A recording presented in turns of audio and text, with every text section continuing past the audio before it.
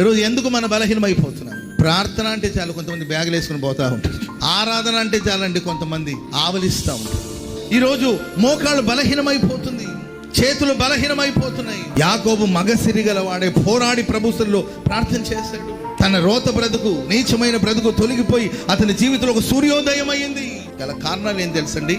పోరాడి ప్రార్థన చేశాడు. ఈరోజు శ్రమలు వచ్చినప్పుడు, పోరాటాలు వచ్చినప్పుడు దాన్ని ఎదుర్కోగలిగిన శక్తి కావాలి. జీవితం ఒక యుద్ధ భూమి. మనం పోరాడేది మనుషులతో కాదు, ఆకాశ మండలాలు సంచరించే దురాత్మ సేనలతో. యవనస్తులారా, దాన్ని అంగీకరించాలి. ఇది ఒక యుద్ధ భూమి.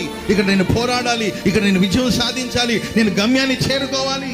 అంటే బాధాకరమైన విషయం ఏంటంటే, కొంతమంది ఏసన్ గారు ఉన్నప్పుడు అండి మేము అంటుంటారు, దైవజనులు ఏసన్ గారు ఉన్నప్పుడు మేము సేవలో బహుగా బలపడ్డాం, బహుబలంగా వాడబడ్డాం అని అంటూ ఉంటారు. ఇప్పుడు ఏమైంది? ఆనాడు ఉన్న ఆ సామర్థ్యం ఈనాడు లేకపోవడానికి కారణం ఏంటి? ఆనాడు ఉన్న ఆసక్తి ఈరోజు లేకపోవడానికి కారణాలు ఏంటి?